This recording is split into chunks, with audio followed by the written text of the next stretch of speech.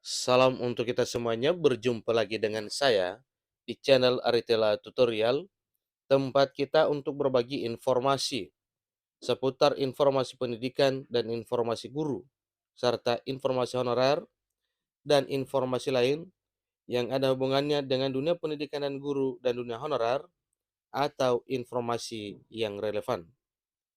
Pada pertemuan ini, saya menyapa seluruh Bapak Ibu honorer setanah air yang selalu setia melaksanakan tugas tanpa mengenal lelah dalam melaksanakan kegiatan pelayanan publik sesuai dengan bidangnya masing-masing, baik di instansi pemerintah pusat, demikian dengan instansi pemerintah daerah.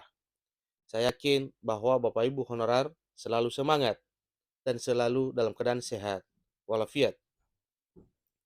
Informasi terkini Bapak Ibu terkait dengan komitmen dan kesepakatan DPR RI bersama dengan pemerintah sepakat untuk mengangkat tenaga honorer jadi pegawai pemerintah dengan perjanjian kerja atau PT-KK-PATES.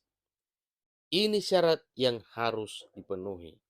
Nah, ternyata pengangkatan honorer tanpa tes ini ada syarat yang mesti dipenuhi oleh seluruh Bapak Ibu honorer. Nah, kira-kira syarat ini apa Bapak Ibu? Mari kita ikuti informasi ini sampai selesai dan jangan lupa dukung channel ini dengan cara like dan subscribe, share dan komen serta nyalakan tombol notifikasinya supaya semua informasi yang disalurkan melalui channel ini selalu update di layar Bapak Ibu. Tanpa basa-basi lagi, kita masuk saja langsung pada informasinya. Sudah sejak lama, Dewan Perwakilan Rakyat Republik Indonesia memperjuangkan nasib tenaga honorer ini. Hingga akhirnya Undang-Undang Aparatur Sipil Negara disahkan pada 3 Oktober 2023 agar bisa jadi payung hukum untuk tenaga honorer.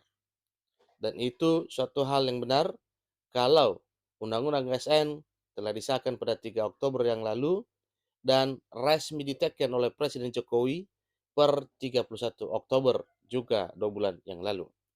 Nah, dengan demikian itu adalah satu harapan yang perlu disyukuri oleh seluruh honorer karena memang ada dasar hukum atau ada payung hukum yang melindungi nasib tenaga honorer ini, yaitu Undang-Undang Nomor 20 Tahun 2023.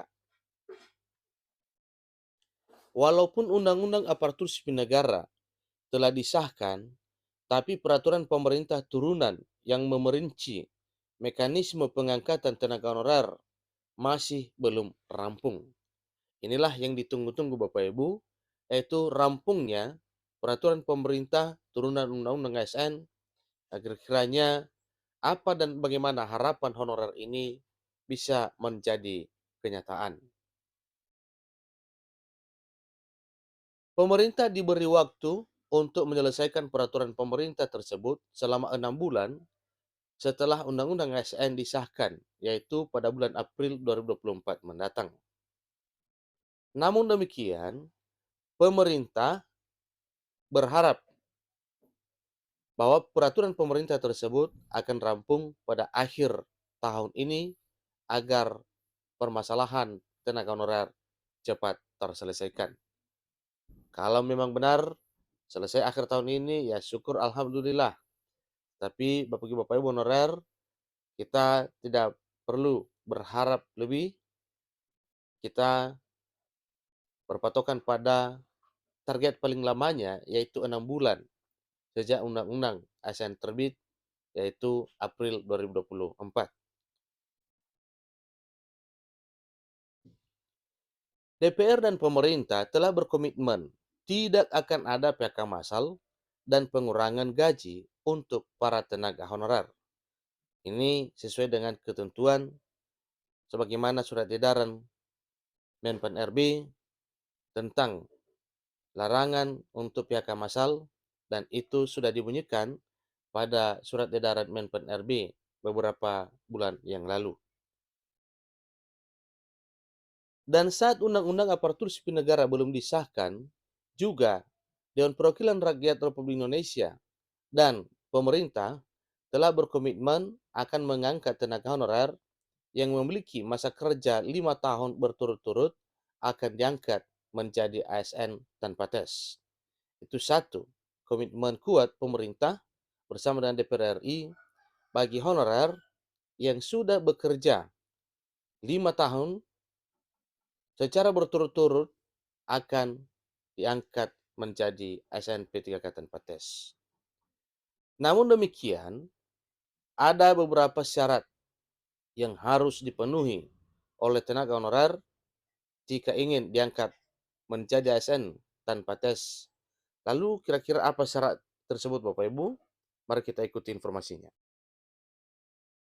Satu, masuk dalam data proses verifikasi dan validasi oleh pemerintah pada 3 juta tenaga honorer yang akan diangkat menjadi ASN.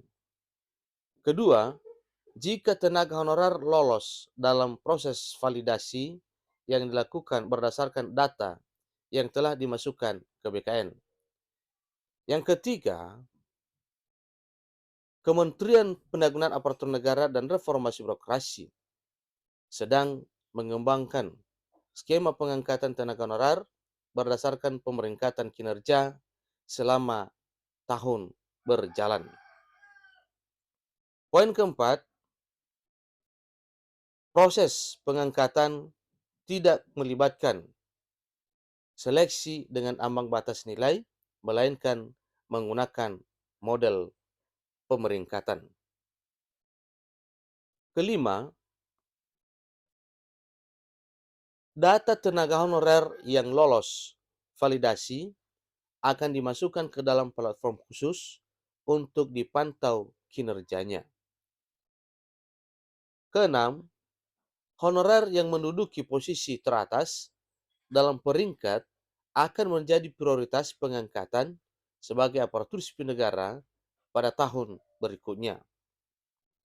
Yang ketujuh, pengangkatan akan dilakukan secara langsung, menjadikan mereka pegawai pemerintah dengan perjanjian kerja atau P3K. 8. Sistem pemeringkatan akan terus digunakan untuk menentukan prioritas pengangkatan sebagai P3K penuh waktu pada tahun berikutnya.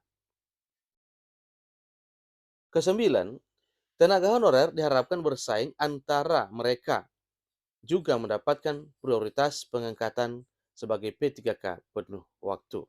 Jadinya para honorer tidak bersaing dengan siapa-siapa, tetapi bersaing dengan honorer sendiri. Artinya, rekan honorer, maka berdasarkan hal tersebut nantinya diadakan pemeringkatan.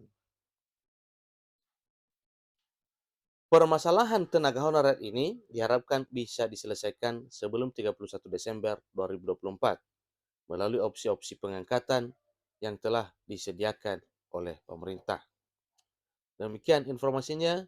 Semoga impian honorer bisa terjawab secepatnya menjadi satu realita. Terima kasih.